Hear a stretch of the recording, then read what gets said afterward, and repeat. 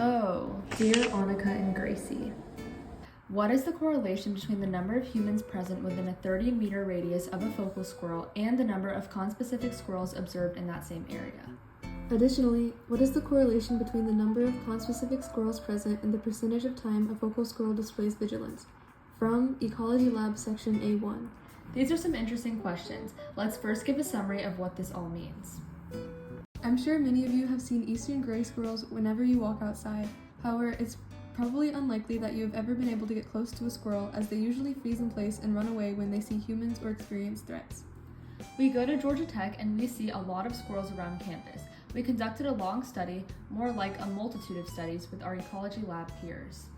Over a 10-week period, each of us selected a specific location and returned to the same spot at the same time each week for approximately 10 minutes to observe squirrels. During each visit, we completed a survey documenting various environmental and behavioral factors: cloud cover, precipitation, the behavior of any focal squirrels observed, the number of humans, other squirrels, and different animals within 30 meters of the focal squirrel. Afterward, each of us chose a research question and used the combined class data to address our individual research questions.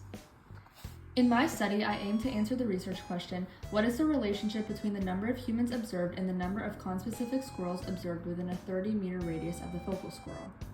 First, it is important to know what conspecific means. It means of the same species. I am sure all of you have experienced a squirrel quickly running up a tree or scurrying away when you go close to it.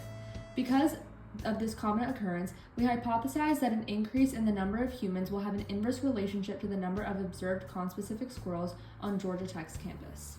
Let's jump into squirrels becoming watchful and wary of their surroundings. This action of squirrels is called vigilance. In my study, I aimed to answer the research question, what is the correlation between the number of conspecific squirrels present in the area versus the time the focal squirrel displayed vigilant behavior? Eastern gray squirrels are pretty social animals, and because of this, we hypothesize that as the number of conspecific squirrels around the focal squirrel increases, the number of time that the focal squirrel displayed vigilance would decrease. This is because if there are other squirrels present in the area, it would be reasonable to assume that they would feel less alone and would not feel the need to be wary of their surroundings or display vigilance as often. For the results of my study, after all the data was collected, I uploaded it into RStudio, and the linear regression test found that there was a statistically significant lack of correlation between the number of humans present within 30 meters of the focal squirrel and the number of conspecific squirrels observed within this radius. It can be concluded that the number of humans present in a 30-meter area does not affect the number of conspecific squirrels observed in that area. For the results of my study, after collecting and compiling all of the class's data to answer my research question in a very awesome and fun-to-use coding program called RStudio, these are my results. My results ended up being that there is no statistically significant correlation between the number of conspecific squirrels present in the area and the percentage of time that the focal squirrel displayed vigilance. Therefore, it can be concluded that the number of conspecifics had no effect on the amount of time the squirrel displayed vigilance. Our studies are related to many United States Sustainable Development Goals, but 3 in particular stand out. SDG number 15, life on land, relates to our research as squirrels are living organisms that do in fact live on land. Because our studies involved examining squirrel behavior on Earth, I'd say that it aligns with this goal. Additionally, SDG 11, Sustainable Cities and Communities, aligns with our research as it is known that ecosystems and habitats are being slowly stripped with urbanization. Squirrels are mostly found in green spaces, so making sure that these areas are sustainably preserved ensures that squirrels can live danger-free. Finally, there's SDG number 3, good health and well-being. When squirrels are seen to have a high percentage of vigilance, it is an indication that they feel unsafe. This lack of safety goes against the health and well-being of squirrels.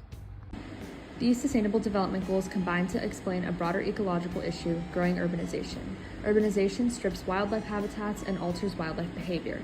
Human presence greatly alters the dynamics of ecosystems, mostly in bad ways, and squirrels have to learn to adapt to an environment with an increasing human presence.